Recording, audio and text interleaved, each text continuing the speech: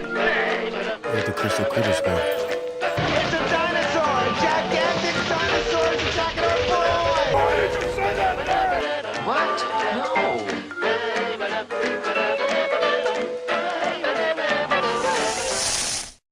Okay, so it's finally time to talk about the next Godzilla anime, Godzilla City on the Edge of Battle. And yes, that is a horrible name. Now, I'm gonna be frank with you. Most people hate this movie, and a lot of people regard it as the worst Godzilla movie of all time. Now that's saying a lot because the Godzilla franchise is already pretty infamous for being full of bad movies. Why'd you come back, huh? I like it here. And I also want to see your daddy, Godzilla.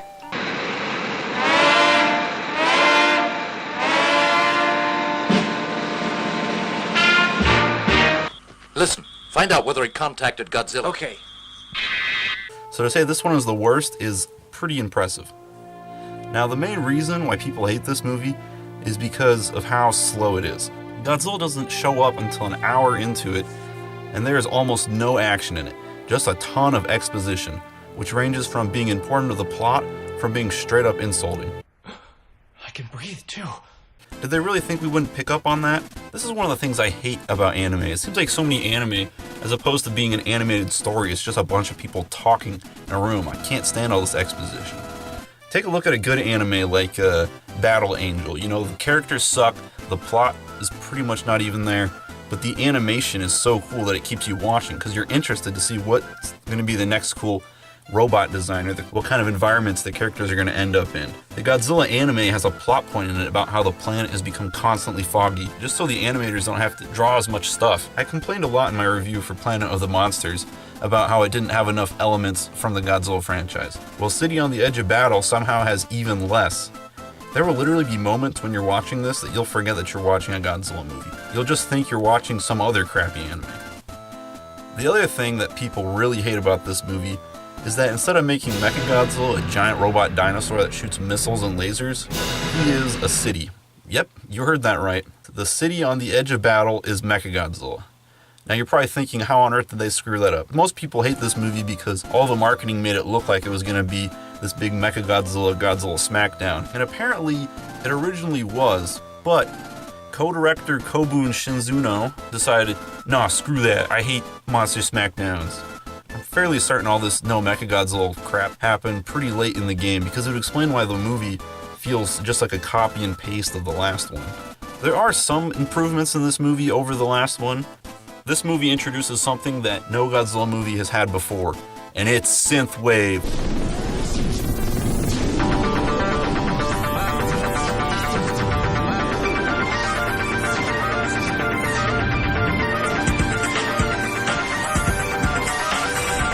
There are more nods to past kaiju films. Mothra is referenced. They talk about how King Ghidorah destroyed Planet X, just like he does in the movie Monster Zero. Godzilla goes into his meltdown form, which is really cool.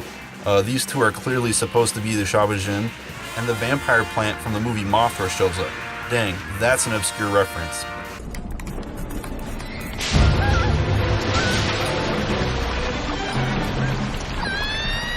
Biggest and best improvement this movie has is with its characters. At the end of the first one, you don't really know who any of the characters are except Haruo, and even Haruo doesn't really go through any changes. He's still the same character at the beginning as he was at the end. This one does a really good job, straight from the beginning. Hey, you see these guys right here? This is the A-Team. These are who you're supposed to care about. By the end of the movie, not only will you know all of these characters' names, but you'll get to see them all go through different challenges, and you'll find out what really motivates them and stuff. It's pretty cool. Also, it turns out these two are lovers, which I'm fairly confident these were supposed to be brother and sister in the last movie. Been a member of the power suit team. Don't you understand? This is practically a suicide mission. I want to become stronger. That's all I could think about when Grandpa died. The movie's strongest point is by far its message. When the gang finds Mechagodzilla, they plan to use it to kill Godzilla by building a trap and then shooting him up using this unicorn Gundam wing thing.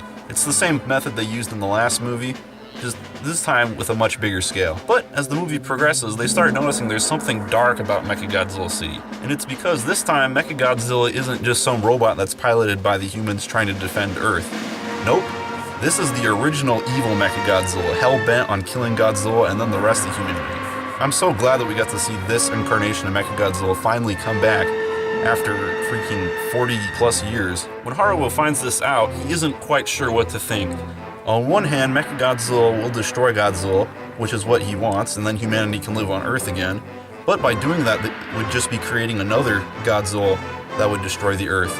I think it's a cool message about how a lot of the time we want to stop problems in our lives, but in the process of that, we don't acknowledge other problems we have in our lives, which can grow and become just worse. I think it's a really important message, and it's also very applicable to a lot of the situations that happen today. It also brings up the questions of, is it better to die free or to live under enslavement? Nah. Just bury me in the ocean with my ancestors that jumped from the ships. Because they knew death was better than bondage. Are you sure about that? Now, to be clear, I would have much rather seen a movie with Godzilla fighting a 1 kilometer tall Mechagodzilla. You can look at the concept art and can see all the different battle modes he was going to have. Apparently, his head was going to transform to a giant ray cannon. That stuff would have been awesome. But I don't think that it's appropriate to totally complain about the version of Mechagodzilla we got. Another thing that's important to notice is that if you look through the concept art, you can also find pictures of the fairies totally naked. And if I haven't said this before, everyone at Toei Animation, they're going to hell, okay?